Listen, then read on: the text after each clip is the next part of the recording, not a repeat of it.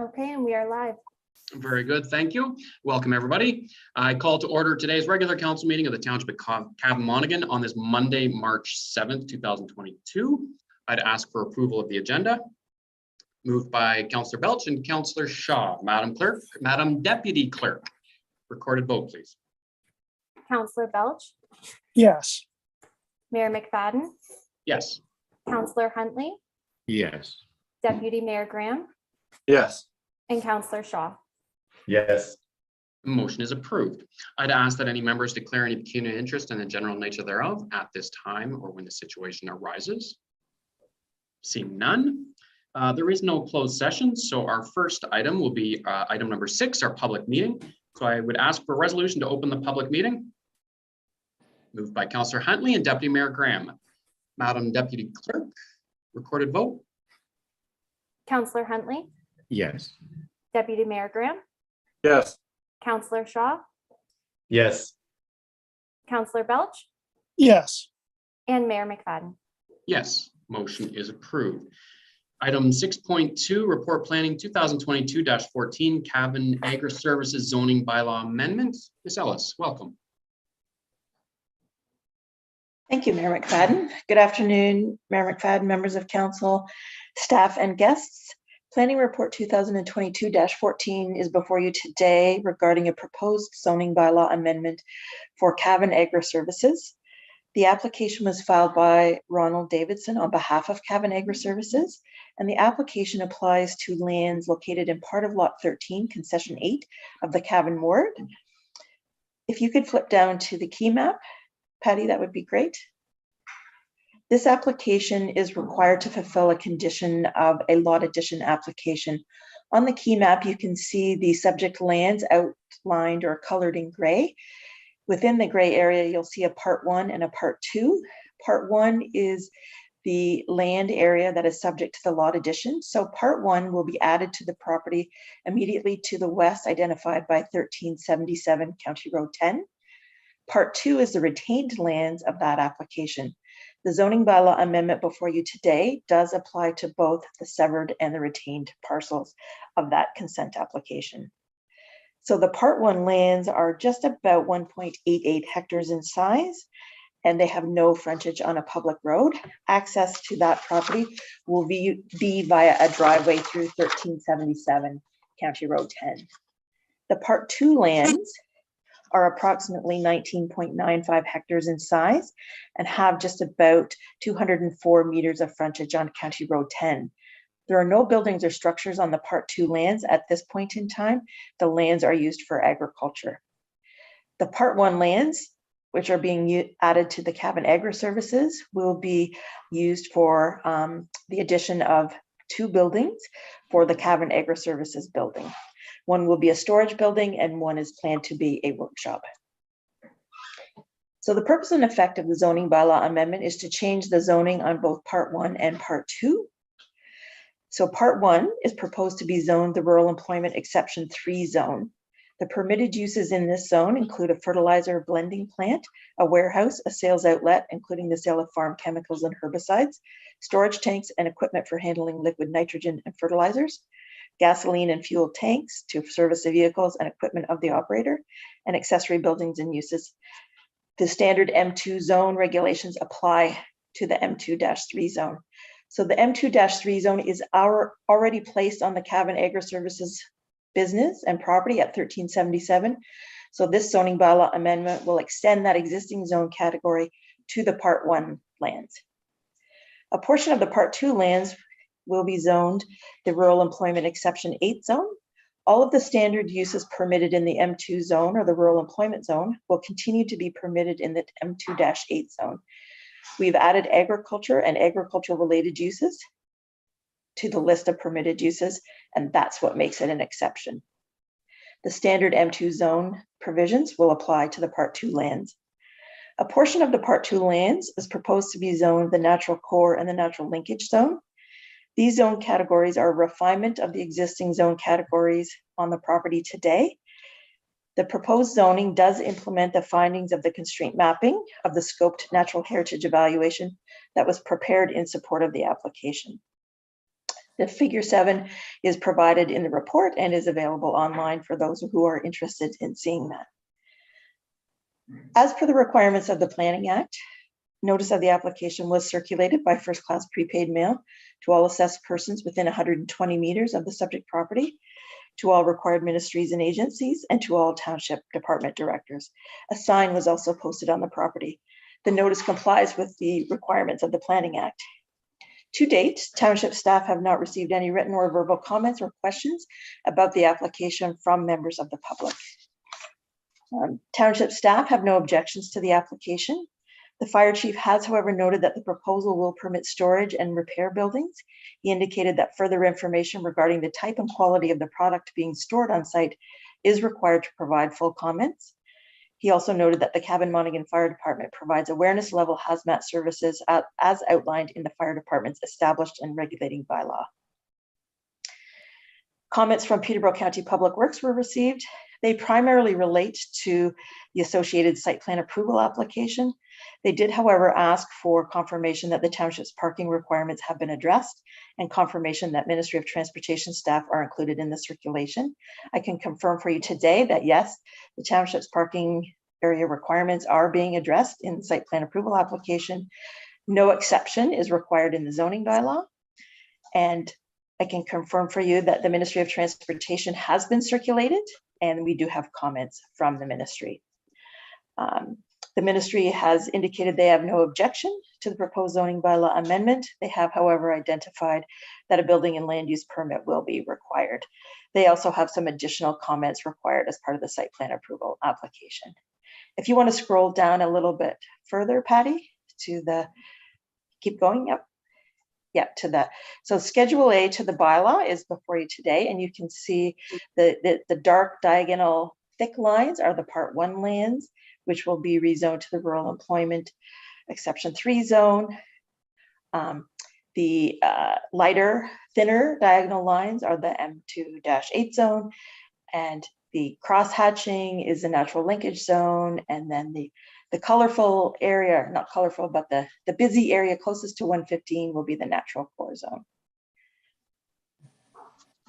This application has been reviewed in terms of the township's official plan, the provincial policy statement, the growth plan, and Peterborough County's official plan. And staff believe that the application does conform and is consistent with those planning policy documents. So as with the standard practice in Cavan-Monaghan, the recommendation to council today is that council receive all comments related to zoning bylaw amendment application ZBA-02-22. And secondly, that a bylaw to amend zoning bylaw number 2018-58 as amended be presented to council for consideration at a future meeting. And I'm happy to take any questions. That's what happens when I put my mute on. Thank you very much, Ms. Ellis. I will now take questions or comments from members of council. Councillor Huntley, go ahead. Through you, Chair, when to Ms. Ellis, when you get back to that, the rezoning map, the one with all the hash marks on it, I guess a couple of questions. One being that the part lot 1, that one.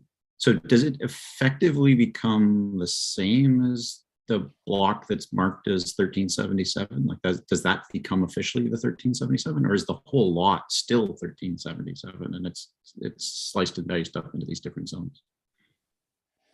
So the Part 1 lands, through you, Mayor McFadden, to members of council, the Part 1 lands, which are shown in the thick, dark diagonal lines, will become part of lot 13, will become part of 1377 County Road 10. That will be one lot once the severance application is finalized. And all of that will be one property. It will all be zoned the same and will have one assessment roll number, one owner. The retained, which is the remainder of the property with the thinner diagonal lines and the other more fancy hatchings, will remain a separate property. It has no municipal address at this point in time because there is no entrance to County Road 10. Perfect. That was my question. Thank you. Very good. Any other questions or comments from members of council? Seeing none, I guess I'll just add, it is nice to see the expansion of a local agriculturally related business. So it's nice to see this come forward, and I want to thank our staff, Ms. Ellis, yourself, I know, and Mr. Phillips, our building official, who has worked very closely with them on this. So thank you. If there's no other questions or comments on this, then I will open it up for members of the public to provide any questions or comments. We do have several attendees, and I do have a hand. Madam Deputy Clerk, if you could please admit, according to my screen, it says Ron Davidson. Through you, Chair, he is now permitted. Very good. Welcome, Ron. If you could just state your name, it should be Ron Davidson, if you've written it correctly, and your address, just for the deputy clerk. That is correct. Thank you. My name is Ron Davidson. My address is 265 Beatty Street in Owen Sound. And I am a planning consultant, and I represent the owner. With me on the line is Murray Davenport, who I'm sure you all know. He's the engineer on the project. We really don't have much to say. We can answer questions if there are any. As you heard, the lot line adjustment to expand this industrial lot was approved recently, conditionally, of course. And now that the lot has been expanded, it really only makes sense to rezone that expansion area industrial like the rest of the property. It's really a no-brainer, if I can say that. As you heard from Karen, the proposal conforms with both the county and the local official plan, and it is consistent with both the provincial policy statement and the growth plan. That's really all I have to say, other than, of course, the development on the site is still subject to a site plan agreement, but that'll be dealt with later. That's everything, sir. Very good. Excellent. I will look then to the participants, see if anybody else has anything additional to say. Thank you very much, Mr. Davidson. If there's anybody else wishing to speak to this application, please raise your hand in the as an attendee, and we can let you in to speak. I'll give a little bit extra time just to figure out the technology behind raising your hand.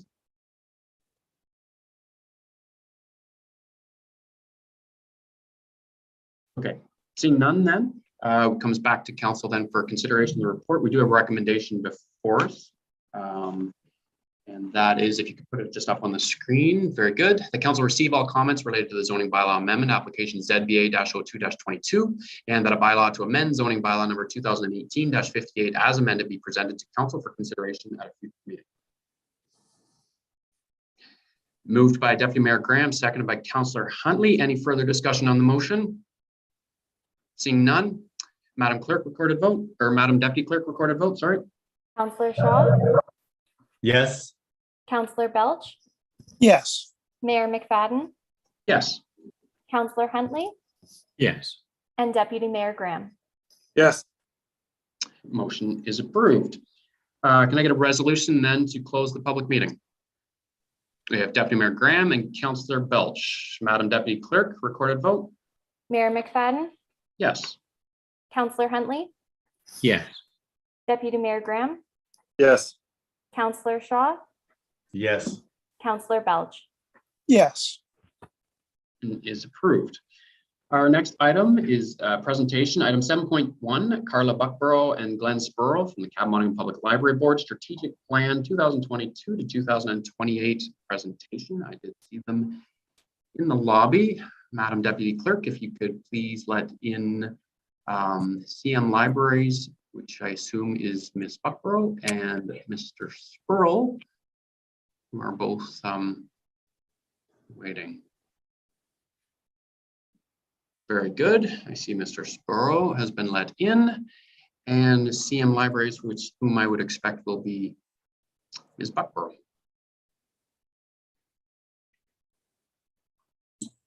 There we go. Okay, got Carla, and there we go. And Glenn is working on it. I think. We're almost there, Glenn. We can hear you. There we go. And thank you, Mr. Mayor. Mr. Mayor, I think you have in front of you a request for a motion to also allow another board member to present, Michelle Watson. Oh, I don't have that motion in front of me, but by all means, I can certainly get one. Can I get a motion to permit Michelle Watson to also present? We've got Councillor Shaw and Deputy Mayor Graham. Madam Clerk, Madam Deputy Clerk, recorded vote, please. Deputy Mayor Graham, Yes. Councillor Shaw, Yes. Councillor Belch, yes, Mayor McFadden, Yes. Councillor Huntley. Yes. Motion is approved. Madam Deputy Clerk, if you could just let in Michelle Watson now.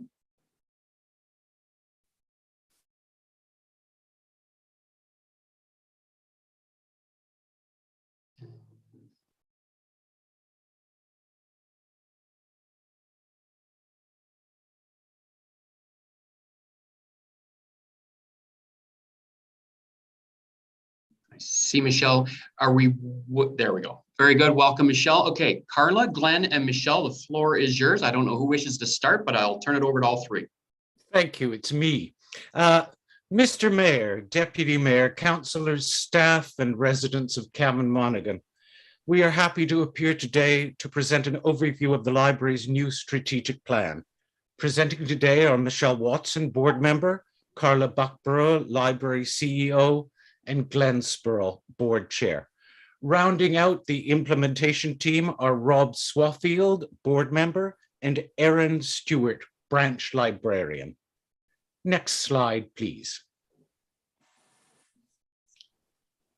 The pandemic has made things difficult for everyone, and it has affected, perhaps permanently, how many organizations function and operate, including libraries.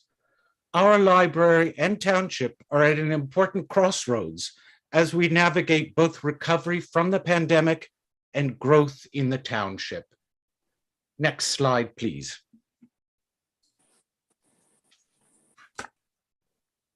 The pandemic has increased the volume of people moving, as we've seen, from city centers to suburban and rural areas, putting more pressure on the township to develop housing and accommodate growth, which in turn will put more pressure on the library's existing facilities and services. Restrictions on travel and increased isolation are also heightening the need for local services. Residents are turning more than ever to library for research purposes, to gather information about hobbies and interests, opportunities for entertainment, and to connect with others in the community. Also, economic change and inflation is impacting earning and spending activity, and library services can ensure residents are able to adapt through access to job and educational resources. Another result of the pandemic is a greater dependence on internet connectivity in general, so that people may continue to do their jobs, pursue education, manage their finances, and connect with family and friends. Library services must continue to evolve in order to meet the need for equal access by providing hubs where people can access reliable high-speed internet, computers and technology, and space to work while using internet-based services. Next slide, please.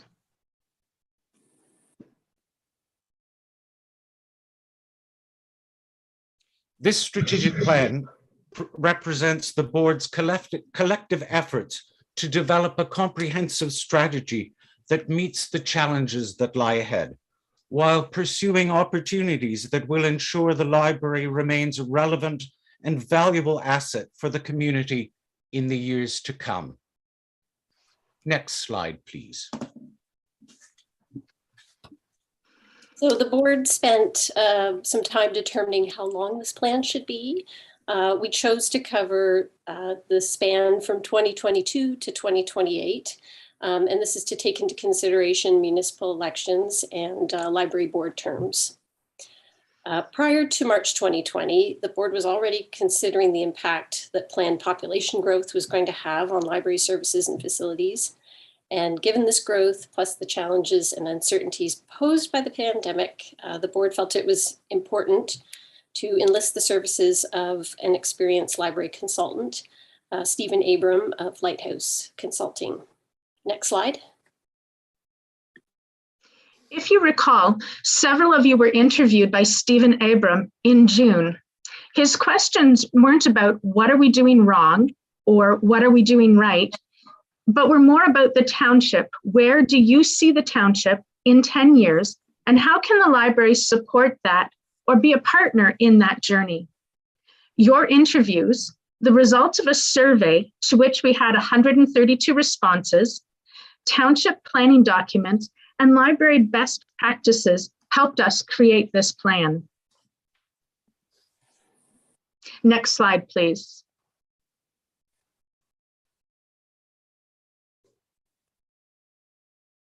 There we go.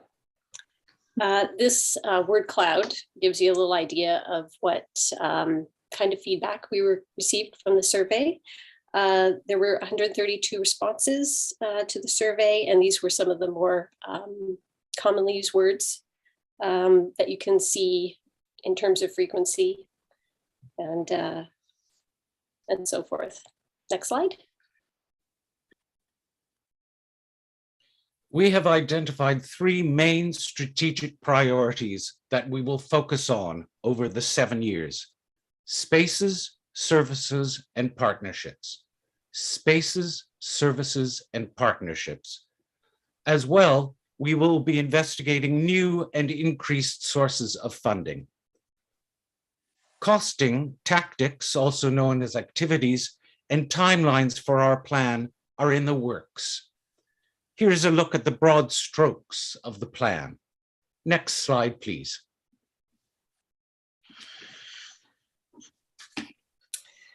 So optimizing spaces. When measured by commonly accepted rural and small town library standards, the library has a space deficit of over 4,000 square feet. Our population is growing and is projected to be 12,890 by the year 2031. This growth will continue to place pressure on the current spaces. The board advocates expansion of the library's footprint within the well-loved Old Millbrook School to fully utilize available space there. The library is working to ensure that both branches reach compliance with AODA standards by 2025. Improving the lift, therefore, at the Millbrook branch is a priority. Maintaining a branch location in the northern part of the township is also important. ICIP funding has been secured by the library to assist with interior upgrades to the Bruce Johnson branch. A third satellite branch may also be required in future, perhaps as part of the next development phase at the Cavan Monaghan Community Center. The board plans to take part in the upcoming public consultation process. The pandemic has emphasized also the importance of outdoor spaces at both branches to help diversify program offerings. Therefore, the library will continue also to expand resources available in our virtual branch. Expanding the virtual branch will include modernizing our branding, reviewing and redesigning the website, and increasing our social media presence. Next slide, please. Maximizing services. Recovery in the post-pandemic world requires us to adjust focus. The pandemic has challenged us to program in our outdoor spaces, to look at what programming we provide and what we will do going forward. The library can be part of the healing process. We provide ways for people to congregate safely, to socialize, and options for people who don't use the CMCC. As part of a worldwide movement, we've eliminated overdue library fines. This makes the library more accessible for those of all economic classes. We will actively listen to the community in terms of hours and services needed in the library and make appropriate adjustments. As the community grows, the library also needs to grow, including increasing the collection size and access to online resources. The library bridges gaps. For example, we provide help with resumes for job searchers, and we teach how to use new technologies. Next slide, please.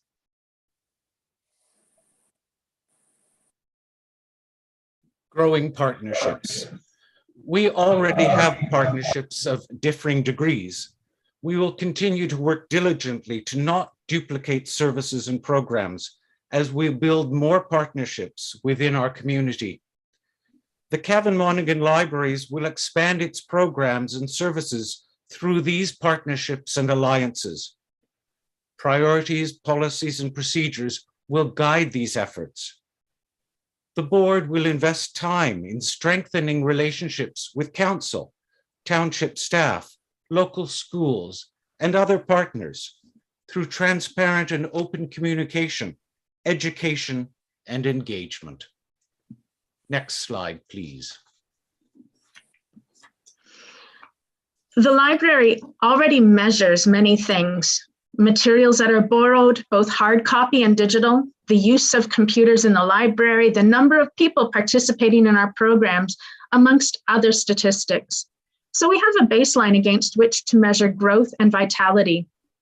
We are developing key performance indicators, or if you like an acronyms, KPIs, so that we can ensure that money and time are being well spent and that the library is fulfilling its role in the lives of residents. Next slide, please.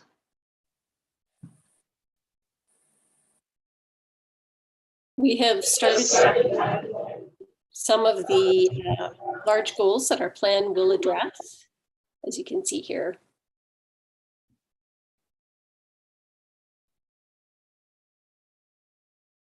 Next slide, please.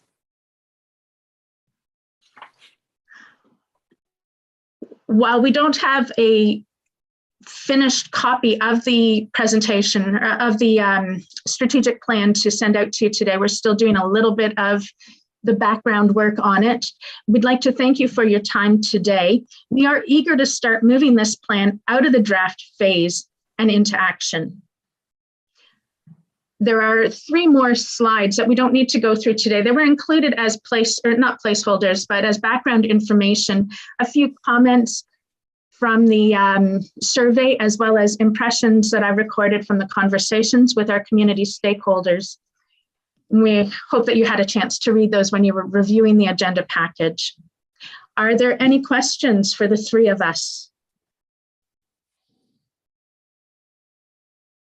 And I'm going to unmute myself and start over. Thank you, Carla, Glenn, and Michelle. Any questions from members of council for members of the library board? Councillor Huntley. Through you, Chair, to Ms. Watson. In part of your presentation, you said that there's a 4,000 square foot deficit. I'm just curious on how you come up with the calculation to determine, that number. Go ahead. Presented, but Carla would best be able to answer that particular detail. Go ahead, Carla. It's basically considered 1 square foot per person. And the 2 spaces that we have are only about 5,000 square feet in total. And there are 8,900 people minimum in the township. So that's where that number comes from. And it's an accepted rule of thumb in the planning documents for libraries, as well as in development charges. You'll actually find it. There are Ontario references. The Ontario Public Library Guidelines, 6th edition for municipal and county public libraries. Very good, thank you. Any other questions from members of council?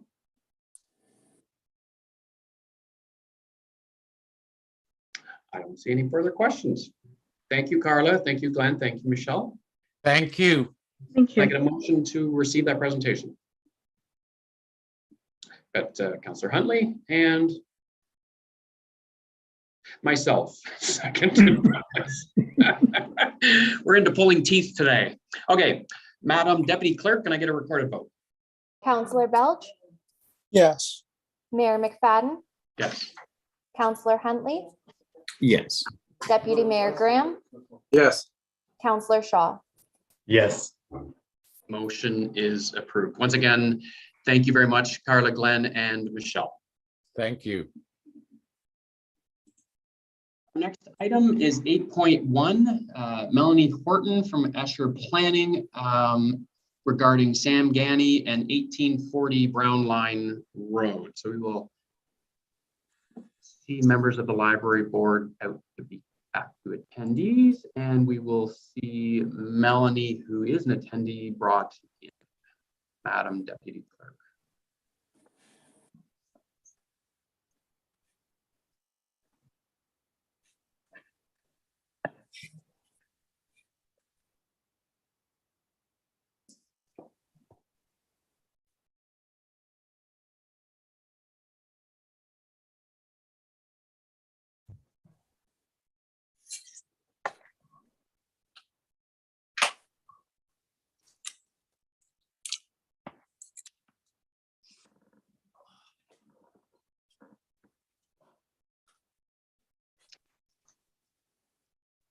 Hi, Melanie, welcome. I just noticed Councillor Belch stood up. I was going to wait.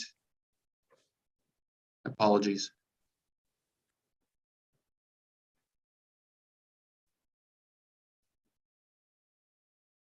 Okay, Councillor Belch has stepped away. Melanie, I will let you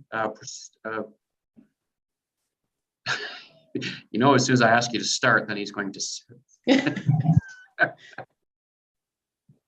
No rush.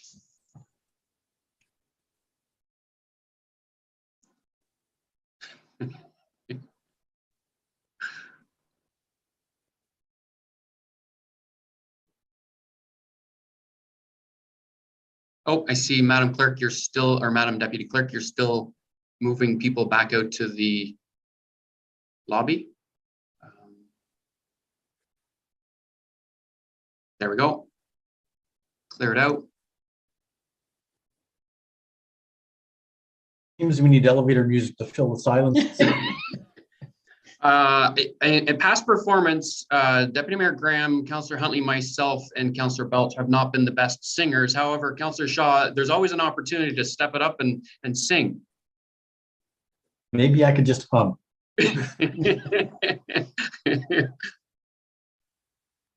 I may have to continue without Councillor Belch. He didn't message or indicate to the clerk, so I will, with that, Melanie, I apologize for the delay. Go ahead. Thank you, Mayor McFadden and members of council and staff. I would, just before I begin, there was a presentation that was submitted after the agenda was finalized, I believe. There it is. So thank you. My name is Melanie Horton. Oh, sorry, Melanie, just before we get started to follow the procedure, I do need a motion to council in order to receive that, to make it part of that delegation. So I will need a motion to council, Councillor Shaw, seconder, Councillor Huntley, Madam Deputy Clerk, recorded vote. Councillor Huntley, Yes. Councillor Graham, or Deputy Mayor Graham. I apologize. Yes. Councillor Shaw, Yes. Councillor Belch is still, has still stepped out. So Mayor McFadden. Yes, motion is approved. That was a formality, Melanie. Now go ahead and proceed. Thank you so much. Good afternoon, everyone. My name is Melanie Horton and I'm with Escher Planning, Inc. John Mutton couldn't join us today. As some of you may have heard, his father passed away unexpectedly on the weekend, so he's dealing with funeral arrangements today. But he's with us here in spirit, I'm sure. So as mentioned, I'd just like to take a few minutes of your time to talk about Sam Ganny's property located on the northwest corner of Brown Line and Airport Road. Next slide, please. So a little bit of background on this property. It does provide a very good opportunity for employment uses in a strategically located property close to Highway 115 and very close to the Peterborough Airport. Mr. Ganny has been looking at various configurations and development options on the site and is currently considering a scenario which would add 3 buildings with a total of just under 150,000 square feet of industrial space. The property, as mentioned, has frontage on both Brown Line and Airport Road, and it's got sufficient area to accommodate parking, servicing, and stormwater management. Outside, what you'll see on the air photo and in the zonings or the site plan side is provincially significant wetland area. So it is partially constrained. The property in total is just over 28 hectares or about 70 acres. So it is a fairly sizable lot. and does have sufficient room to accommodate a nice level of employment land uses. Next slide, please. The current zoning of the property is rural. And what we're looking for is, when we get to the end of the presentation, is a ministerial zoning order, which would rezone the property to industrial M1, potentially M2, to allow a full range of employment uses. As mentioned, the configuration of the lot would allow for development while still protecting the provincially significant wetland in the west side of the site. There have been some preliminary discussions with the Ministry of Transportation to identify concerns. Mr. Ganny has engaged a traffic consultant. I have not, full disclosure, connected with the traffic consultant or MTO at this stage, but have just recently been brought on to assist with moving this project forward. Next slide, please. One thing I'll mention, in terms of the growth plan, the property is not part of the growth plan natural heritage system or the provincial agricultural system. And importantly, in the Cavan Monaghan growth management strategy, looking at the rural employment areas, this is the report that Watson Associates prepared in 2020. There is, as you're aware, a shortage of employment lands to meet the demand forecast. And one of the issues is that a number of the sites that are currently identified for employment uses are constrained by environmental features and therefore not suitable for development. So in the report that Watson prepared, there were a number of properties identified as potential additions to the rural employment uses. And the property at 1840 Brown Line, Mr. Ganny's property, is one of those properties. You can see in the sort of the arrow points to that red hatched property, and that's the site in question. So this addition and the other additions in the Watson report would help to address the shortfall of currently designated areas which are suitable for employment uses. Next slide, please. So my request here this afternoon is to ask for council support for a minister's zoning order. We would be asking for a resolution that could be forwarded to the Minister of Municipal Affairs and Housing, as well as to MPP Laurie Scott. And finally, we are requesting a pre-consultation meeting with staff to further discuss our plan and the details of the development. And that's it. Very good. Thank you, Ms. Horton. Questions from members of council?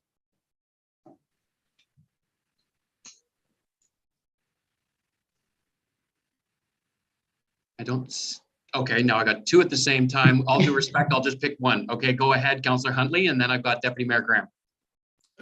A couple of questions, if I may. Can you go back a couple slides, please, Carla?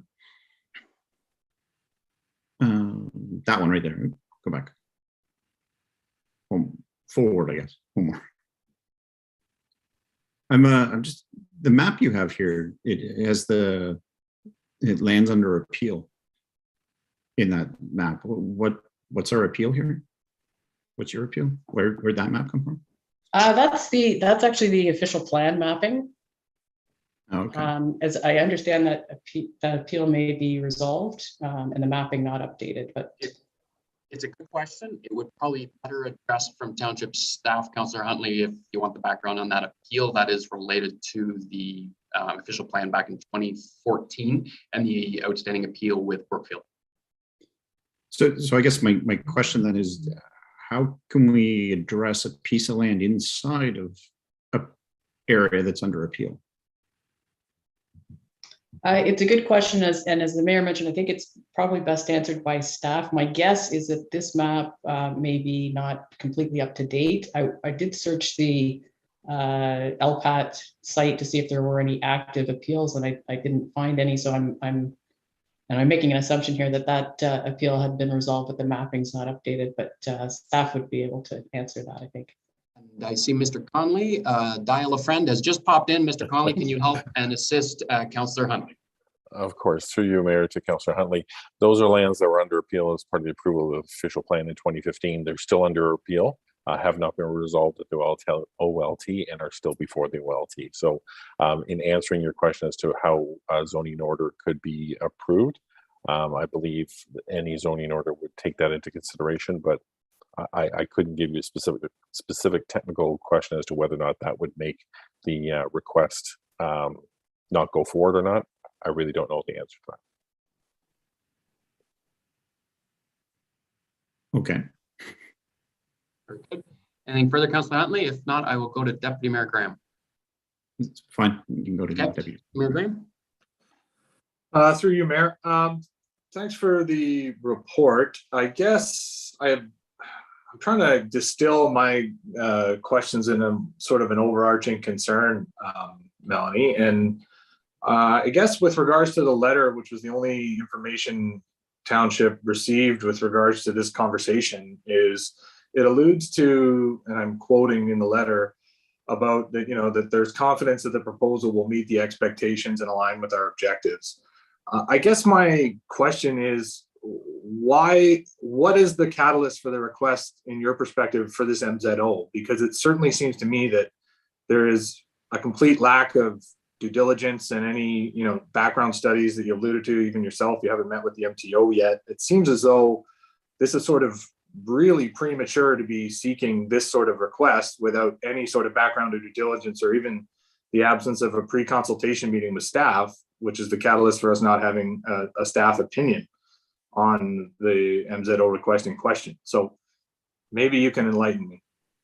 Sure, thank you. That's a fair question, and I think a couple of things here. I think the landowner Sam Gani has been working, I understand, with county staff for some time now, and really the MZO, as you know from dealing with other MZOs in the municipality, is a tool that can help to streamline the process. From what I'm told, the discussions and the process so far has been frustrating and not fruitful, I'll say. So while yes, absolutely, there is that is sort of the standard procedure is to sort of follow the municipal process. That can take, as you know, many years. And so this would allow for a streamlined process where these employment lands could be brought online much sooner. Yeah, I guess with regards to that process, I mean, the absence of any pre-con meeting with township staff seems to be one of the, I understand you might have had conversations with the county first, but I don't understand how that couldn't be the initial step in the process that hasn't been done yet. I mean, to me, we didn't get the presentation, so there really has been little to evaluate or make any sort of analysis on the request in question and the lands in question. And, it even says on the Ontario website about, for councils to make these sorts of considerations, they need to do their due diligence and have, appropriate, background works done in order to inform their decision. And, we don't have that, in my opinion. So I just didn't know if there was some sort of, maybe there was some other pre-consultations that have occurred in the past, but it doesn't sound like there has been. That's a fair point. And again, just to speak to some of the studies that have been undertaken, my understanding through Mr. Gani is, so for example, things like an archaeological assessment that's been completed, an environmental impact study, it's draft, but significant field work has been done on that study. So there are a series of studies. There have been 3 or 4 different configurations of the potential development that have been put together. So as I mentioned, I have only recently become involved in this file, but that's the background I've been provided. So is there anywhere, and maybe I missed it in the presentation or the letter, that specifies what is underway or what has been done? Because I don't see it. No, it's not in the letter or the presentation. Thank you. Mr. Conley, I see your hand. Go ahead. Through your worship to Councillor Deputy Mayor Graham, I went through the files when we saw the presentation in terms of this being on the agenda, and there have been discussions over the years, dating back many years, but more recently, if we just deal with from 2017, 2019, there was a pre-consultation, but as Ms. Horton has indicated, there's been a number of different variations or options around the type of configuration, number of buildings, the roads, entrances off of either Airport Road or Brown Line or some combination thereof. So not for this specific application, but there have been discussions in the past, but that's sort of, again, dated, and they have been caught in discussions around cross-border servicing and annexation, but nothing specifically with this application. Very good. Thank you, Mr. Conley. Any other questions from members of council? I was just going to supplement. The alternative procedure will be a county official plan that is to be adopted or be sent to the province by July. Township of Cavan has opted to do their own official plan. So upon approval of that official plan, which we're not sure how long that's going to take, given that there's probably a couple hundred official plans going into the province at that time. So realistically, will be within 6 months to a year after that, that it'll be sent back to the county with approval. Upon such time, then the Township of Cavan has a year to bring into place its official plan in compliance of conformity with the county official plan. So that's another year. And over and above, in addition to that, then the next process would be the township zoning, which again would be a process. And so right now we have before us a employment land strategy, which this council has identified as a very important document, identifying the key strategic properties throughout the township that we would wish to push forward to the county for consideration. And then with that allocation of the appropriate number of employment to come back to the township for our zoning. Going through that entire process, which I would suggest would be between 5 and 10 years to get to that point.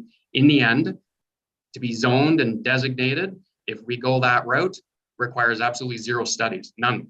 There's no studies required for the township through your municipal comprehensive review or for your township zoning to actually require the landowners to provide any sort of studies for any of these properties. So I understand and I get the concern with the lack of studies at this point specific to. Going through the MZO is merely a jump start to the process. They are going to have to do these studies. It will be a requirement. They can't get around doing the studies. So it will be part of the process. The alternative is to have a 5 to 10 year process of which we'll get none of these studies, but that will all be pushed right off to the very end. And quite frankly, in an area in a region that has a shortage of employment land for lands that are designated as a focus of something that would be ideal, I think it is a great opportunity to jumpstart the process to bring the much needed employment opportunities to our, not only the township, but also the region. So I can certainly appreciate the comments that have been made. There's certainly significant work that still needs to be done. But ultimately it comes back to council, whether we wish to jumpstart this process and get it started, get shovels in the ground and bring jobs to our community, or whether we wish to put them through the regular process, which is going to be another 5 to 10 years before we can have shovels in the ground, to which we ourselves already know with Sire Line, how long it takes in order to get the process done. We're still dealing with it, and we purchased that property. Mr. Shaw, I see your hand up. Go ahead. You are muted. Yes, I was just wondering, what is the level of employment that they're expecting in this industrial application? Melanie? Yeah, thank you for the question. We've just identified at this stage the square footage of the 3 buildings proposed. So there isn't a number of jobs specifically, but I can certainly come back to you with that information. Is there a type of manufacturing or work that is going on there? There is a very broad range in the zoning category. So again, there aren't specific users identified at this stage, but we know there's a very large demand. So I expect we'd be able to provide that sort of information through the process. Thank you, Melanie. Any other questions from members of council? Seeing none. Madam Deputy Clerk, we don't have a specific motion outlined in this. I would like to bring forward a motion so we can get it before council for discussion, which would be a motion to support and I want to get the wording right. It's not our request. It's the proponent's request, but it would be a motion to support their application for an MZO, as we've seen in the past. Madam Deputy Clerk, do you have something you can put on the screen for discussion purposes? Oh, I see Ms. Hurley, so you are going to weigh in here. Go ahead, Ms. Hurley. Mr. Chairman, no, I'm not going to weigh in. I'm just here to assist for the deputy clerk. She does have something in front of her, so we'll see what she's got and we'll go from there. Very good. Through you, Chair, I can read out a proposed motion to see if that captures what you're hoping to, or if you give me one moment, I can type it out. whichever you. I would prefer the typing and Ms. Deputy Clerk, I don't want to put you under a lot of pressure. I don't mind taking a 5-minute recess to give you the time to go through it. I by no intention I'm trying to rush you into this. So if council's okay with that, can we just take a quick 5 minutes to give the Deputy Clerk an opportunity to actually formulate that? Is that okay? All right. Sounds good. Okay, we'll just take a quick 5 minutes.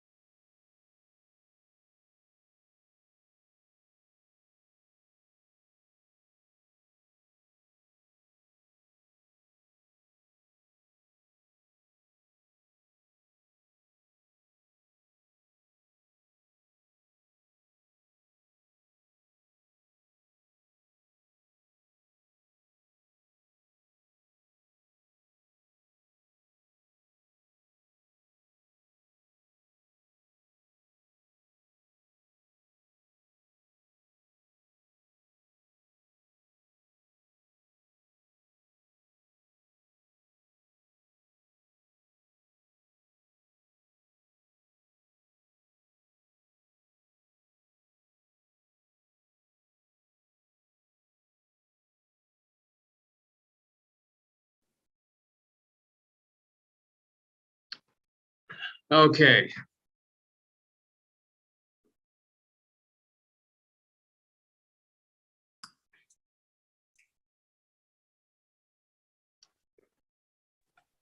I want to thank our deputy clerk, Carly, for putting that together. And rather than simply reading it out, we'll actually share her screen so that's on the screen for all to review.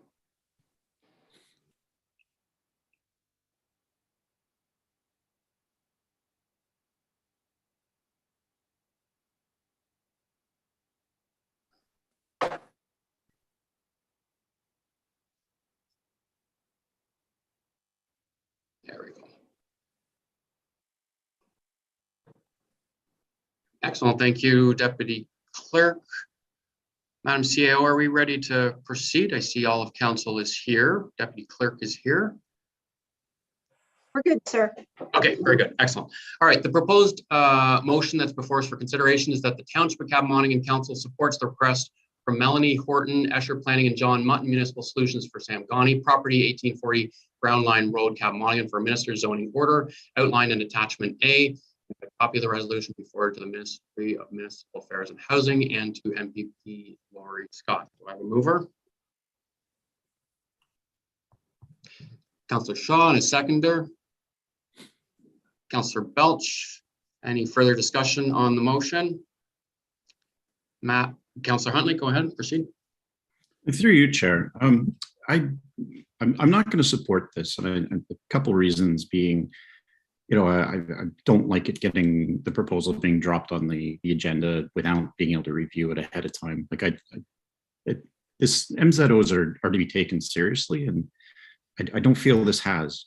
Like I feel like it's come half baked to us. Like I don't think there's, the pre-consultation seems to be missing. Like what the objectives of this land other than employment is missing.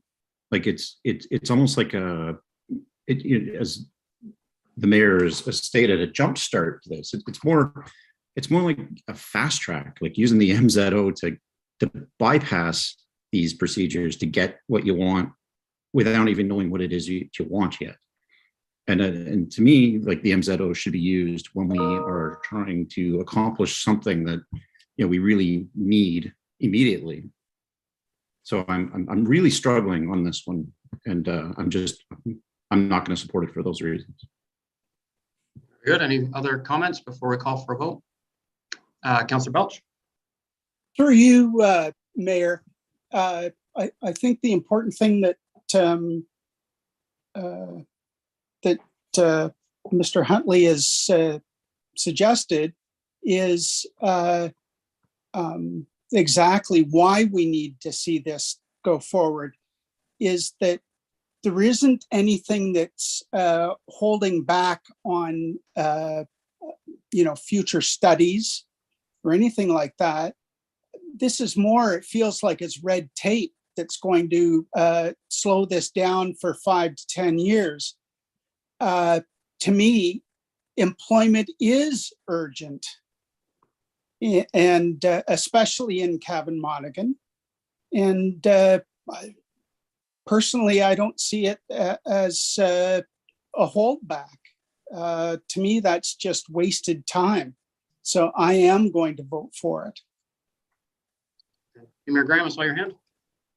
Yeah, and through you, just in response to that, I mean, to me, this is a few drawings on pieces of paper. Like it's a nice thought, it's a shiny apple. I've used that analogy before, but there's nothing to quantify or solidify or justify what's being discussed here. I mean, the employment picture, I think we're all in support of employment, but that's really not that's the end result of lots and lots of process that need to be done and due diligence that needs to be done. And the very basis of due diligence to justify spurring on any sort of furthering with regards to this specific plan hasn't occurred. So, I mean, to me, it's one thing to, like, I'm not against MZOs in principle for certain instances, but surely there needs to be some threshold of information provided to council to inform a decision rather than some loose allusion to square footage and potential employment.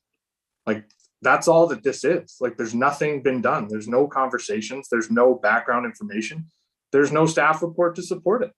So it's a nice thought, and it's, you know, something that's obviously a concern and a priority for our municipality. And I think we've done and are doing more than most other areas in the whole county, and maybe the southern portion of the province, to try to facilitate and spur on jobs. But to me, we need to have some sort of threshold for due diligence in order to inform decisions, rather than drawings and allusions to promises. I mean, to me, that's just not good enough.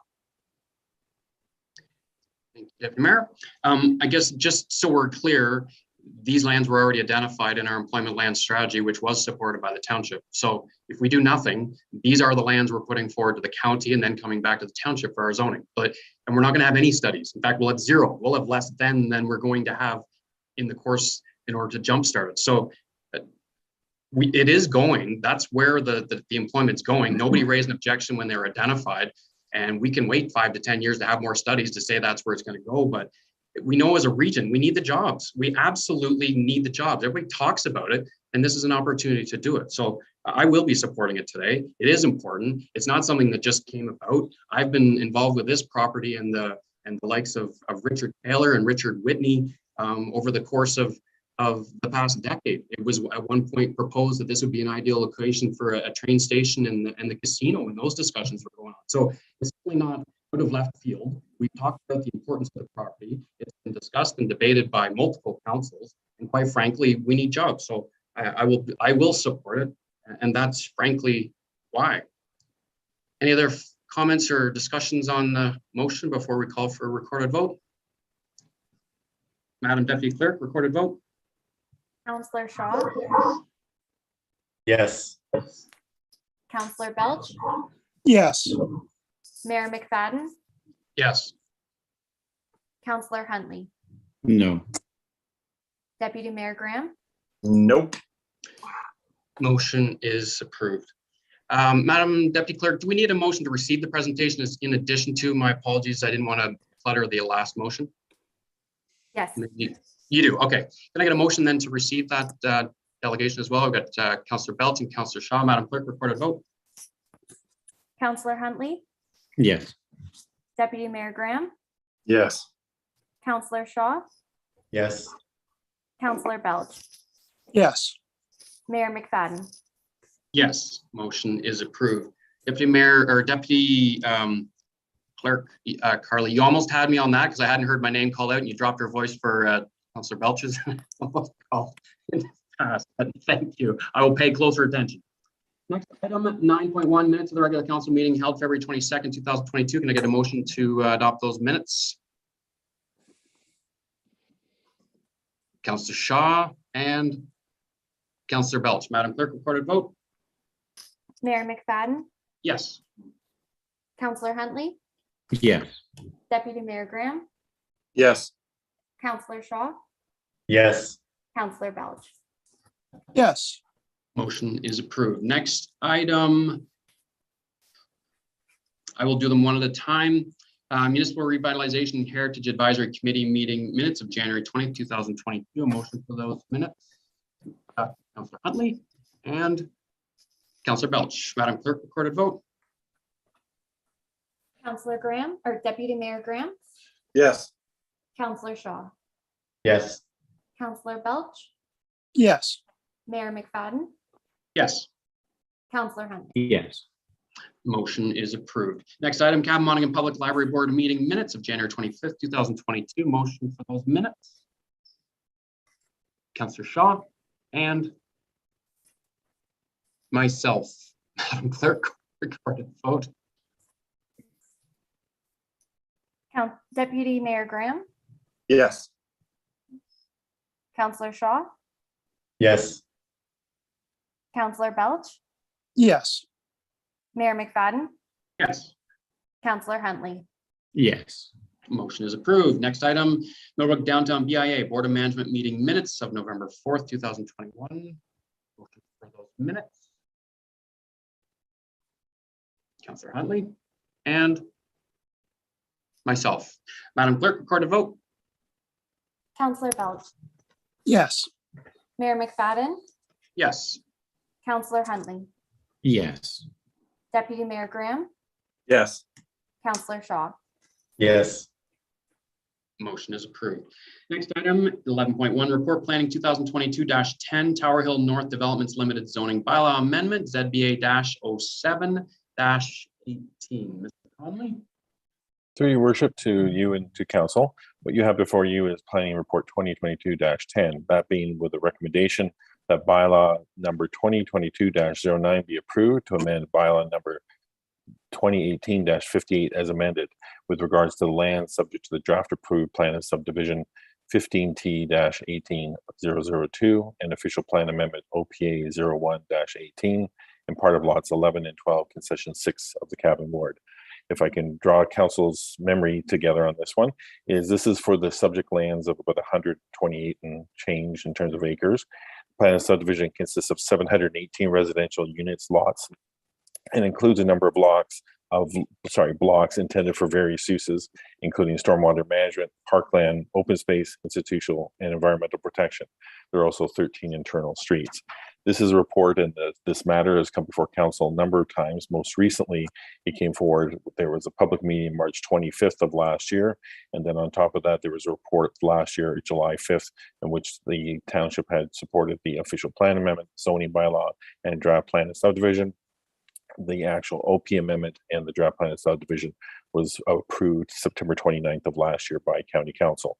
What we have is the resolution from the report that came forward in July of last year, which is the approval of the associated zoning bylaw be deferred until draft plan approval is received from Peterborough County. That approval is here, and that's what this is. This report and the bylaw that's attached as attachment number 4 is part of that. There is a great deal of detail in here. I can either go further, or if you wish, I can answer any questions. I think council's ready for questions. Any questions from members of council? And we don't have any questions. Can I get a motion then to receive the report and accept the recommendation? Move, Councillor Huntley. Second, Councillor Belch. Madam Deputy Clerk, recorded vote. Councillor Huntley, Yes. Deputy Mayor Graham, Yes. Councillor Shaw, Yes.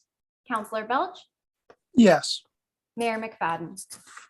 Yes, motion is approved. Thank you, Mr. Conley. And you're back up at it again. Report planning 2022-15 update status report for 1066 Sireline.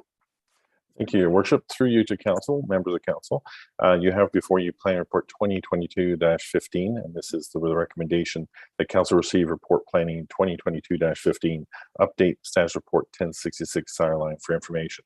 What I'm happy to be able to report is that in the status I had provided that as of the date of writing the report, a draft traffic impact study was expected to be received by staff, and it has been received by staff on schedule. It is with right now senior management within the township. I'm actually waiting to discuss this further with the Director of Public Works, and with that I still have going forward the schedule that we have before us, and the plan in terms of proceeding still stands on schedule as we're talking about it today. If there are any questions, happy to answer any of those. Thank you, Mr. Conley. Any questions from members of council? Seeing none, motion to receive that report. Councillor Shaw and Councillor Belch. Madam Deputy Clerk, recorded vote. Councillor Shaw, Yes. Councillor Belch, Yes. Mayor McFadden, Yes. Councillor Huntley, Yes. Deputy Mayor Graham. Yes. Motion is approved. Next report. Report Finance 2022-04, 2021, Statement of Remuneration and Expenses Report. Good afternoon, Council. I have before you the 2021 Statement of Remuneration and Expenses Report for Council's information. Very good. Questions? I got Deputy Mayor Graham. No, just moving the report, accepting the recommendation. Thanks, Kimberly. Very good. Mover, seconder.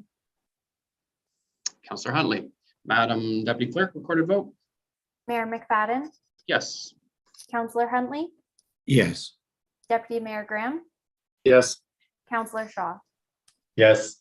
and Councillor Belch. Yes. Motion is approved.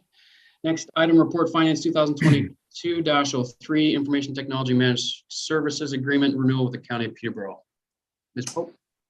Thank you. Council, I have before you a renewal agreement. We did sign a 5-year agreement back in 2019. We have updated the agreement to reference more of the services that they are providing. It is a very successful program to date. And although we did have renewal, just changed some of the language to indicate an automatic annual renewal thereafter. There's been quite the investment from the County of Peterborough and the township as well in this program, and it's working successfully. So this is the bylaw for that agreement to renew annually and to be re-signed again this year. Very good. Any questions from members of council? It has worked out very well, and it's certainly nice to have that connectivity. I know myself, I've certainly used them a few times in the office when I've had issues with my computer, and they log right on pretty quick. So I do appreciate that quality and level of service. Councillor Huntley, I saw your hand. Yeah, thank you. Through your chair to Ms. Pope. I guess it all looks good. I guess my only question about it is there's a number of like SLAs and KPIs in there. And I guess how are they being achieved? Are they being satisfied? Has there been no issue? Like, I guess that's the only real measure we have to this thing is, are they doing what they said they do, and how are they measuring against it? Absolutely. Through you, Councillor Huntley, to council. It is positive. They are meeting certain KPIs. They have been also having to meet our insurance qualifications to ensure that we don't have any technology or old arbitrary programs. And all those upgrades have been working positively as we've been moving forward. They do have in this agreement to meet annually and go through everything. So we are definitely meeting targets and moving forward. There was a little bit of a pause with regards to the pandemic in some of the infrastructure renewals that we were doing. However, they have been met, and they also met the renewal again with the insurance this year. There were a number of things like Windows 7, et cetera, that had to come off. So I'm not sure if that answers entirely your question, but definitely moving forward and positive as we move forward as well. Oh, that answers my question. Very good. Any other questions? If not, motion to receive that report and accept the recommendation. Councillor Huntley and Councillor Shaw. Madam Deputy Clerk, recorded vote. Deputy Mayor Graham, Yes. Councillor Shaw, Yes. Councillor Belch, Yes. Mayor McFadden, Yes. Councillor Huntley. Yes. Motion is approved. Next item is Report Public Works 2022-03 Fire Hall Bridge in Millbrook Municipal Class EA and decorative railings. Ms. Hurley. Thank you. Good afternoon, Council, members of the public. The report before you is 2 recommendations that Council received. Report number 2022-03 Fire Hall Bridge in Millbrook Municipal Class EA and decorative railing for information. And the number 2 recommendation before council is that council support the cost sharing of decorative railing for the Peterborough County up to $40,000 to be funded through the federal tax grant reserve. Very good. Questions from members of council? Councillor Huntley.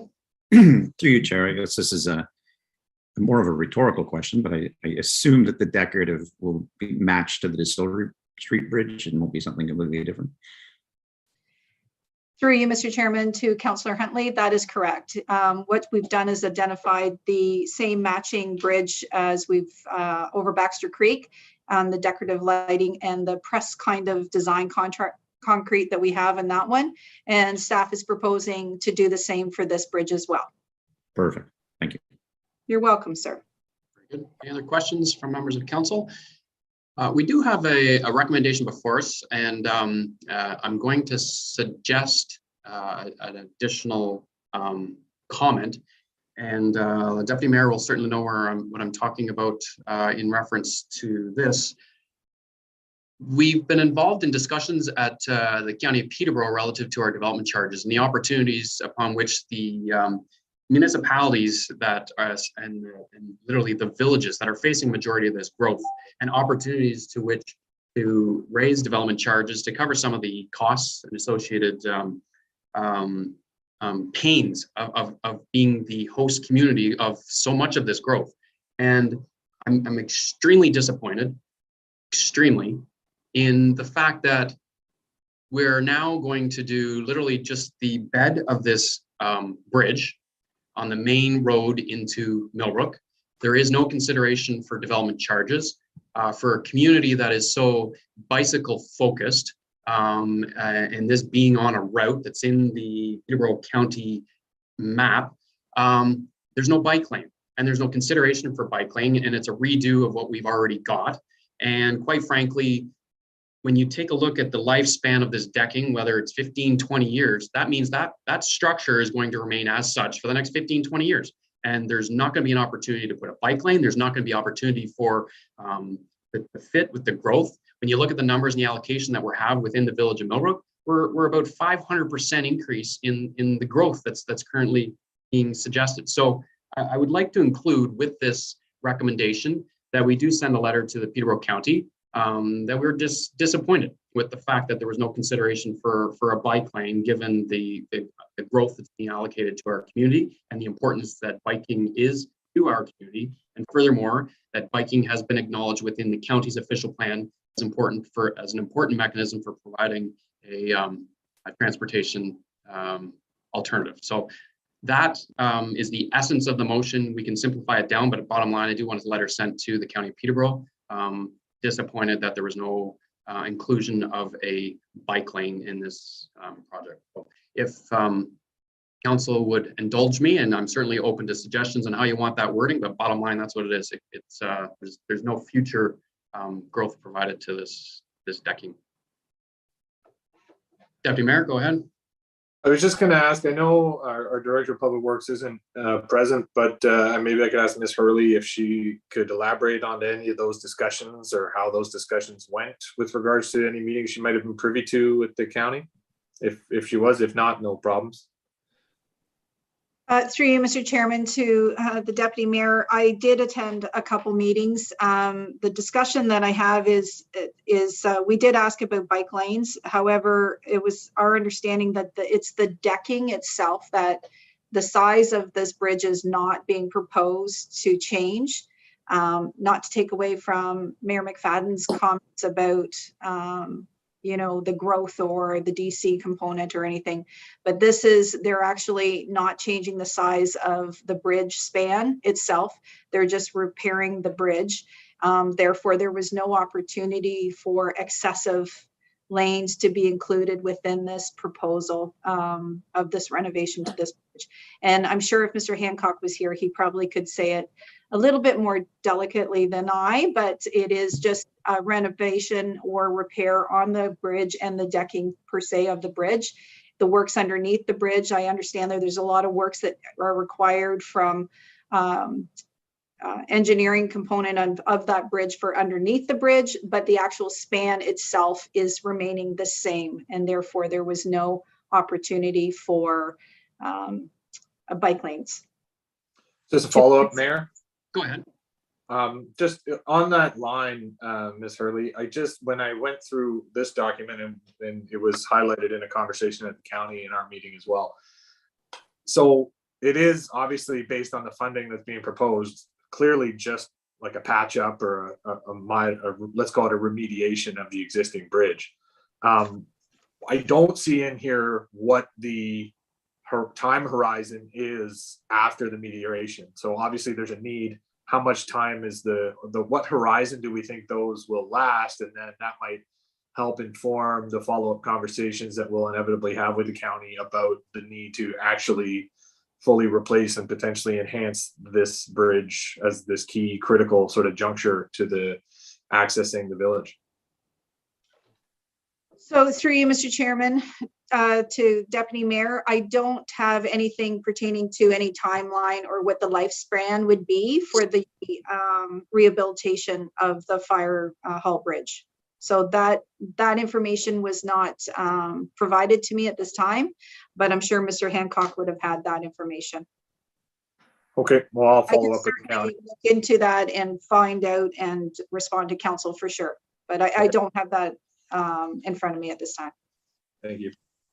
Very good. And if I may add to the discussion, sitting on the Transportation Master Plan Committee, there hasn't been any finite details of the intricacies of that allocation and the growth within any of the villages across Peterborough County hasn't been investigated, and they're currently still doing such.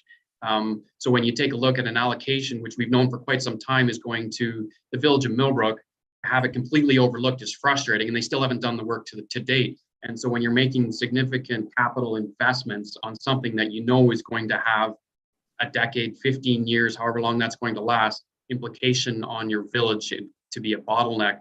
There are other opportunities, as we've done in Asphodel Norwood when they did the bridge. They actually had a dedicated walking path placed beside the bridge. But again, the funding needs to be in place, so it's not levied on the taxpayer, but raised through the development charges. So I guess it's frustrating seeing a project move forward that has absolutely no additional capacity to sort of alleviate the additional traffic that we already know is going to be coming to the area. So that therein lies my frustration. I think they just need to take a step back and take a bigger look at when you're assigning growth, that you need to be able to be prepared to build the infrastructure that's going to support that growth. Councillor Hunley, did I see a hand? I did. Okay, go ahead. Through you, Mayor, I think you predicted my hand. I didn't show it before.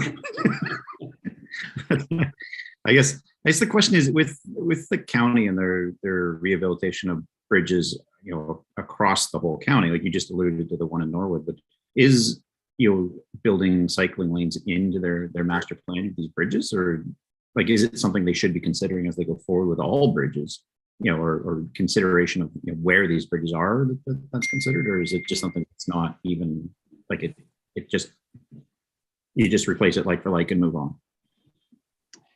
In the current official plan, the county official plan states the county will encourage the development of bicycle path systems and walkway systems that would serve as a transportation function. So it's very generic. It doesn't drill into the bridges specifically, but I know we've had a common practice on the shoulders. They're not called bike lanes, but if you'll notice in the village, in the hamlet of Ida, heading north-south from those four corners, you will notice the paved shoulder, which for all intents and purposes are what they use for the bike. However, you'll notice at the very first bridge, it's all of a sudden then you're into the sidewalk, which doesn't flow well with the path. So when you're looking at these structures, especially a redo bridge for a 50-year time span, you really have to address them as they come forward, because as you know, you'll end up inheriting these bottlenecks as you move forward, despite your paved shoulders. And as you know, in the village of Millbrook, we do have paved shoulders coming in and out of the village. So it would be the natural continuation to also include that within your bridges. Deputy Mayor Graham, go ahead. And just before you proceed, I was just going to ask Mr. Conley, is there any way that you could, while Deputy Mayor Graham's asking this question, could you pull up the draft county official plan, do a quick search on bicycles, just to see if there's something specifically being proposed in the new county official plan? If you can't bring it up, that's fine. But Deputy Mayor Graham, go ahead, and maybe Mr. Conley can do that in the background. Absolutely. While that's going on, I don't think my question's for John. Now I've got to think about it.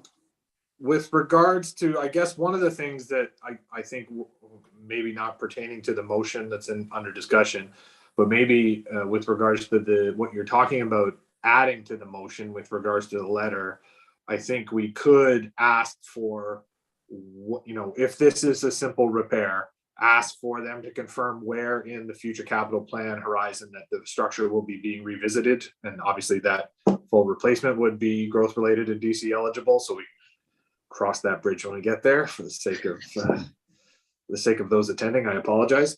Anyways, but in addition to that, due to obviously wanting to support the village and this being sort of hopefully a more free summer with regards to being able to, outdoors and events and things like that, this obviously is a bottleneck already within the community in the village of Millbrook specifically. So is there any additional outreach or considerations or accommodations that we should consider for maybe with regards to the BIA entity events, but also I think of the Millbrook Farmers Market, for example, being impacted by this traffic that's going to span almost the entirety of their season? Is there conversations that maybe staff should be having proactively to come up with if accommodations or adjustments need to be made to ensure that those things, in addition to the village of Millbrook, are all aware of this disruption and can plan accordingly as best they can? Absolutely. Good question, Deputy Mayor. And also to add tag onto that list, you might have already said it, but also the impacts on the fire department right there. Go ahead, Ms. Early. Yeah. For you, Council, to the Deputy Mayor, yes, there has been discussions about the notices and getting the information out. The County of Peterborough, when my understanding from Mr. Hancock and from the County of Peterborough, they are interested in knowing what the events are. They're interested in getting those events from any community organization that is hosting anything such as the BIA. They have a very proactive approach this summer with a lot of interest in their special events, and they will actually put the events right in the tender so that people are, whoever is awarded the contract, they will be aware of those special events and those dates to ensure that work is not being done around that time to actually cause any issue or concern with those events going on. But there is going to be extensive public consultation on getting that information out there. I guess, sorry, in addition to that, the thing that also concerns me is, I think if I'm not mistaken, the deadline for the project to be completed was October at some point. October 1st. I just, depending on how the season goes, there is occasions that, agricultural vehicles, will need to pass through that channel. It doesn't happen very often, but I've come across substantial tractors and combines and sprayers and things of that nature. So the timeline of the end of October has some, obviously has implications on that corridor for the ag community being able to, move machinery throughout the village or through, from farm to farm. Is there any suggestions or considerations as to how, whether it be, whether it's Can Ag Services or, with Squirrel Creek Farms, anywhere where we can utilize additional communications at, points of maximum exposure for the ag community so that those that are affected can sort of adjust accordingly, or if, because I'm assuming we can't shorten that timeline that the county's working on. So through you, Mr. Chairman, to Deputy Mayor again. So first off, we can certainly bring that information back to social media, how to best communicate that information and make a request for doing so. The Peterborough County was very open on making sure that people are aware of the timeline for the works. And Mr. Hancock was very much involved in the discussions of making sure that the throughway traffic and that there be lights there, so allow the people to continue to go through that one side of the bridge to the other side of the bridge, and having those traffic lights direct the traffic during that time. There wasn't any discussion. There was lots of discussion with our deputy chief with regards to the fire hall and how the impact and lights will be done through them as well, to ensure that should they be on a call, that access and they have direct access to be able to get through in the turnaround. So there was quite a few meetings with regards to ensuring that the fire department has the access and will be able to go through. I think the lights are the one way to make that happen a little bit quicker and easier as well. So there has been dialogue with the fire department on that, but we can certainly, through you and council and to the deputy mayor, we can certainly provide comments back about getting that message out to the agricultural community the best we possibly can. Thank you. You're welcome, sir. Deputy Mayor, that was a really good point. And it relates not only just to the single traffic and the availability, which would work for the fire trucks, but there is equipment that goes through that exceeds beyond that single lane. So I think we would be further to Deputy Mayor's point. We need to get ahead of this, because when we did close down King Street for the various times during the summers in the downtown, and then also all the way up to the former prison property, there was messaging that took place, that there was alternative routes that were set up specifically for the agriculture to get through. But this bridge really is the bottleneck, because there's no way to get around it. You are either going back through Cedar Valley, or you've got to go Zion Line and back across the other way. So I think we'd be very wise to get ahead of it with the agricultural community. If there's any way we can lessen the impact, not to take away from anything the Deputy Mayor's just said, it's your point, it's fantastic. This is a big one. This really does need to be coordinated, especially during harvest season with combines, et cetera, that are not going to go through a single lane of traffic. So point well made. Do you want something, we'll add that specifically into the motion then to set up a communication immediately with the agricultural community, the local agricultural community, Deputy Mayor?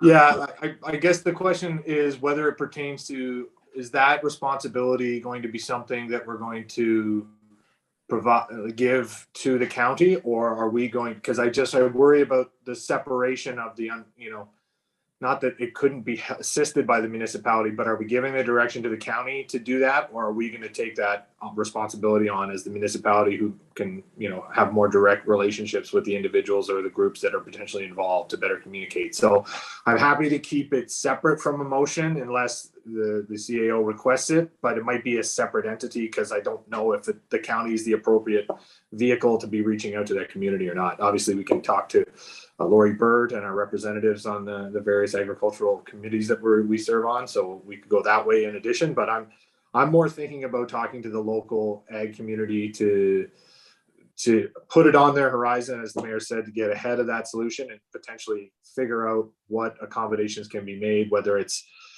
I just was concerned that when I saw the mapping that, when I think of like a sprayer or a harvester, for example, like if we're designing the bypass to be that one lane, there's no way those vehicles are going to be accommodated unless we incorporate the sidewalk into that as well, which may be something we need to look at. So I'm open to suggestions as to how to incorporate it. If you want a separate motion for our staff or to incorporate it into the motion for the county, whichever works. Ms. Hurley, I'm thinking this will have to be a collaborative effort between the county and the township, i.e. it's the county that's going to know the schedule as it relates to the specific closures and if there's any opportunity to adjust it to better meet the needs of the agricultural community. And B, it's obviously going to affect us because if they have to have an alternative route, the alternative route is going to be down a township road. So I think Deputy Mayor included in and worded that it's a collaborative effort by the county and the township. And Ms. Hurley, may I suggest that maybe the township has the initiative on it, considering it's us that's going to be the ones that are going to engage our local agricultural community because we have the contacts? Through you, Mr. Chairman, I would rather leave it as a collaboration with each other. It is their project. We're here to support this project in our community, of course. And we would reach out and provide them assistance, just like we are with the BIA special events or any other events that are going on. But we would certainly assist them in letting them know and working with them to make sure that we reach those agricultural communities, especially the local areas, so that they're aware of it ahead of time as well. But it's more of a collaboration, I would say. Okay, very good. And so if I understand correctly, if I can just sort of encapsulate what we've got thus far, we've got the recommended motion that's before us.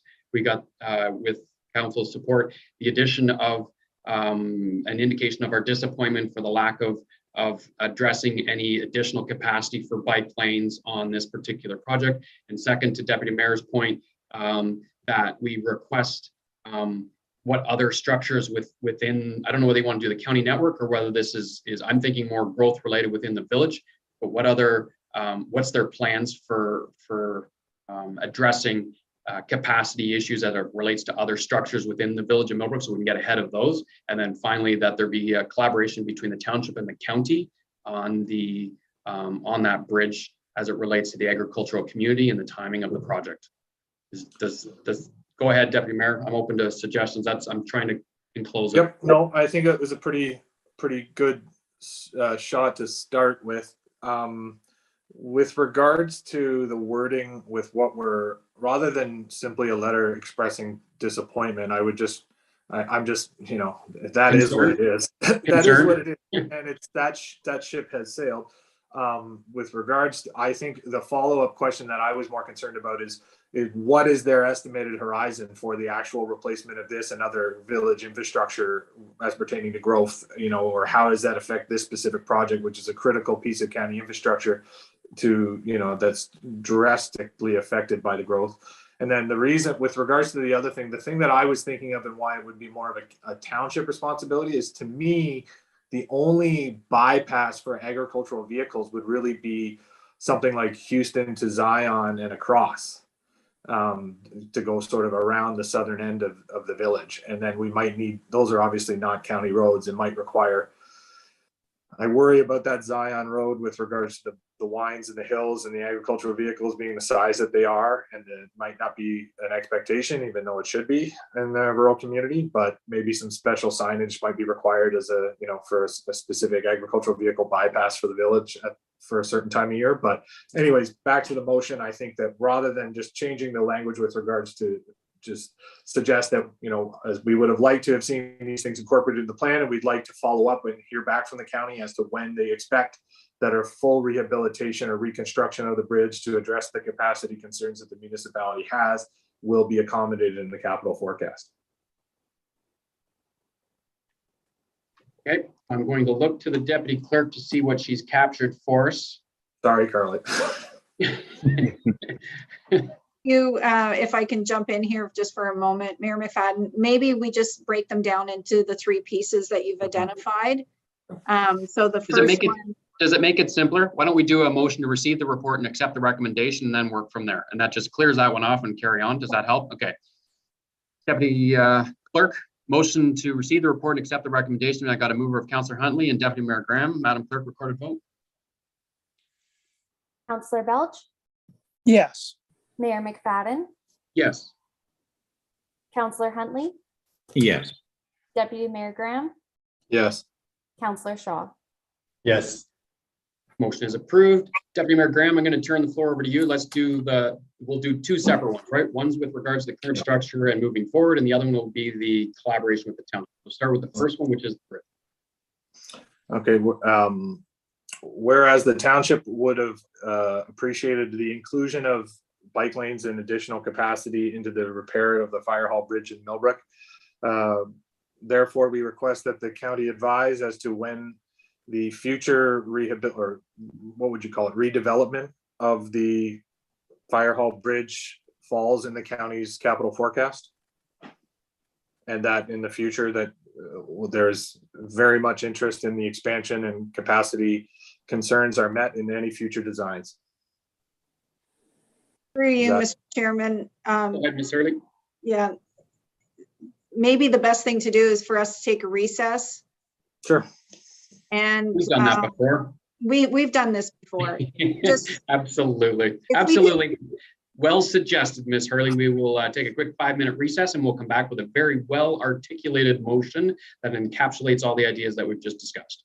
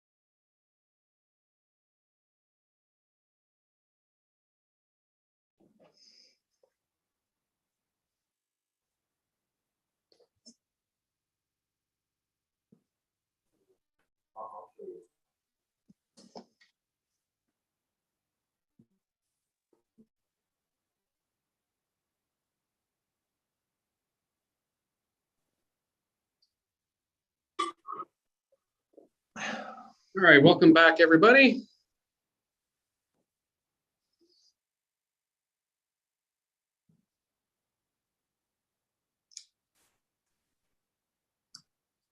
I have it in front of me, Scott, if you need me to just, or I can shoot here. Carly is going to display it, and there it is. We're in good shape. Okay. I'm just counting my counselors. We are good. We got 5. We have a deputy clerk because she's showing it on the screen, and we have a CAO. We're good to go. Okay, so just background. We were originally talking about a couple motions. One was identifying our concerns as it relates to the lack of planning relative to capacity issues at the bridge, forward looking for bike lanes, etc. And in fact, Deputy Mayor and I actually have a meeting on the topic of development charges and some of our concerns with the county in April, and that concern would probably be better raised in person with that meeting. So we will take that aside, and that leaves the final component, which the Deputy Mayor raised, and the motion before us is that the township staff work collaboratively with the County of Peterborough on a communication effort to inform the local agricultural community of any potential disruptions as it relates to the bridge. I think that's very well written. Thank you, Deputy Mayor. Thank you, Carly and Yvette. Deputy Mayor, I assume you will move that. Do I have a seconder? Councillor Shaw. Any discussion on the motion? Anybody want 5 minutes? Deputy Clerk, recorded vote. Mayor McFadden, Yes. Councillor Huntley, Yes. Deputy Mayor Graham, Yes, and Councillor Councillor- Becker on mute. Councillor Shaw, Yes. and Councillor Belch. I tried my best. I'll ask. Thank you for trying to preempt that. Councillor Belch, you're on mute. Yes. Very good. Excellent. That motion passes. Thank you, Council. Thank you, staff, also for working with us on ensuring that motion was done as we wished. Next items, report CAO report and capital status. Ms. Hurley? Thank The you. report is before us. If you have any comments, please let the CAO know, right? That's correct. Any member of council wish to add to the long list of items that's on the CAO's outstanding action item list? Please be gentle at this moment. Just through you, Go ahead. Council, just wanted to let you know that we have updated the capital project status with the new approved 2022 budget. So we will manage those projects as they're going forward as well. If we've missed any, we'll add them in, but they are updated before you. Fantastic. Questions on the status of any current outstanding items? If not, I'll get a motion to receive that. Deputy Mayor Graham, Councillor Shaw. Madam Deputy Clerk, recorded vote. Councillor Huntley, Yes. Deputy Mayor Graham, Yes. Councillor Shaw, Yes. Councillor Belch, Yes. Mayor McFadden, Yes. Motion is approved. Next item, Council Committee verbal reports. Councillor Belch, None at this time. Deputy Mayor Graham. We had our most recent meeting of Miller Valley Trails last week. Lots of discussion and sort of excitement about being able to actually conduct multiple and very much more in-depth work days, and really catch up on a lot of the outstanding trail repairs that we've been only able to do sort of intermittently in smaller groups than normal. So there's definitely conversations about expanding and opening up invitations to more volunteers to participate in the trail maintenance on those days. So keep your eyes out for that.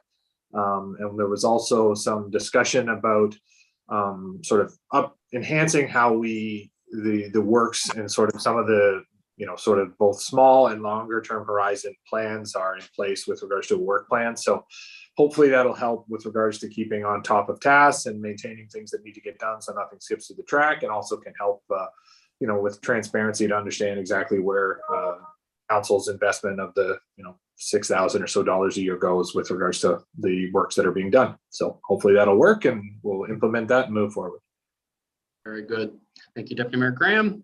Councillor Huntley. Yeah, through you, Chair. We just had a recent BIA meeting where we discussed the closures of the Fire Hall Bridge and how it would impact our events.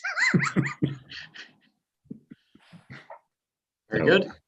Good news Any is further- the BIA is planning a number of events this summer, so we look forward to being able to get back on track and celebrating our amazing community. And they won't be taking place on the bridge. Not on the bridge. Very good. And my two committees haven't met since our last meeting, so I have no updates. Motion for those verbal updates. Deputy Mayor Graham, Councillor Shaw, Madam Deputy Clerk, recorded vote. Councillor Shaw, Yes. Councillor Belch, Yes. Mayor McFadden, Yes. Councillor Huntley, Yes. Deputy Mayor Graham. Yes. Motion is passed. There is no general business, no correspondence for information. There is an item for correspondence for action. The Mississaugas of Scugog Island First Nations regarding the letter to Catamount Council from Mississaugas of Scugog Island First Nation dated December 7th, 2021. And further, the additional letter that we received. I would entertain a motion to have staff provide a response to those letters of correspondence. Deputy Mayor Graham. Councillor Belch. Madam Deputy Clerk, recorded vote. Mayor McFadden, Yes. Oh, sorry. I Okay, have a we've got a question. Councillor Huntley, go ahead. I guess through you, Mayor. I guess I'm curious on what the response is. I am looking for Mr. Conley. And my apologies, I never came back. I called the lifeline on that last one for you to look up the Peterborough County draft official plan, and I apologize, I got you looking and I didn't come back. But anyways, on to the next question. I did find it. Is it in there? It is, but I'm just Next, okay. moving along. Very good. Can you give Councillor Huntley a highlight of your response? So I'll have to go back and reread it in terms of taking a look at the specific wording in this particular one. The first two pieces of correspondence that we got, the first one from the Mississauga Scugog Island, we're following council's resolution to support the Romspin MZO in last year, and that was more or less saying their concerns with respect to consultation not being included in that. And then we received correspondence from legal counsel from the same Mississauga Scugog Island indicating their basically dissatisfaction with the decision that they were going to pursue further information with the province and perhaps judicial review. So in that respect, there weren't a lot of questions being answered, but with respect to this particular one, I think we'll certainly acknowledge receipt of that, certainly look at the idea of where we can improve with respect to consultation and how that can be done better, not only from the township, but very specifically with respect to the proponent for this particular one, and sort of use that as a way of going forward. Again, the last thing we would want to do is sort of not reach out and create a better relationship in terms of these type of things coming forward, and also with respect to not just this First Nations, but any of the other First Nations within Treaty 20 or impacting the county and specifically the township. I see Yvette, the CEO, would like to add to that. Very good. I thank you, Mr. Conley. Ms. Hurley, I saw you turn your camera on, and then I saw Councillor Huntley with his hand, but I will first go to Ms. Hurley, and then Councillor Huntley, if you still have a further question, I'll go back to you. Go ahead, Ms. Hurley. Through you, Mr. Chairman, to council, I think it's important that we do take the time to respond to the letter. I think there's clarification that needs to be had that it was not the township that actually was making the MZO recommendation or request. We were actually in support of a proponent. So there needs to be some clarity in the letter and correspondence that we've received that we're not the proponent. However, so that type of information needs to be responded back to them. They're also asked for regarding legislative steps that are required. So I think we're going to seek some clarification on that as well before we respond back to them. But it is important that we do respond, but we do need to clarify some of the information in the correspondence. Mr. Huntley. Through you, Chair, then I guess my question would be around, can we just approve 2 more MZOs? I mean, is that going to be a problem as well? Like, should we be addressing those at the same time? Should we expect 2 more letters from these guys? And should we address all of them all at once? Well, through your worship to Councillor Huntley, if I may, I think what we would do is talk about from process from going forward, specifically with the one that was raised in this particular letter, but also with the idea of how we go forward and make sure that any such zoning orders or any such requests. A great deal of this is rests with the idea that the Minister of Municipal Affairs and Housing in the most recent report to the Auditor General talked about how with Minister zoning orders and specifically the idea of resolutions of council is that there be due diligence, and that includes consultation with the First Nations. It's there in the provincial policy statement, it's there in the growth plan. I think for us as a township and working with the county, we'd like to be able to work within what the county, and we've had discussions to that effect as to how do we bring First Nations into consultations, pre-consultations. Is that everything in all of our business, or is it just some specific things? So I think, again, it requires a more comprehensive approach and response, and that not only deals with the specific application, but anything else going forward. Through you, Mr. Chairman, if I may, just to Go ahead, add Ms. Hurley. what Mr. Conley is stating is critical of moving forward, absolutely. But it's also important to state that we rely on the proponents to fulfill their studies and requirements, and that is their responsibility. That's the kind of information that we need to clear. So we're ensuring, we obviously as the municipality there is a planning process that needs to still be carried out in the studies that are still required on MZO. So it is the proponent's responsibility to ensure that those are being carried out. And therefore that clarification that it's not our responsibility to carry out the studies, but it's certainly, we want to ensure that we build communications, and we want to make sure that moving forward, we find a better way to ensure that this information is managed accordingly moving forward. Mayor Graham?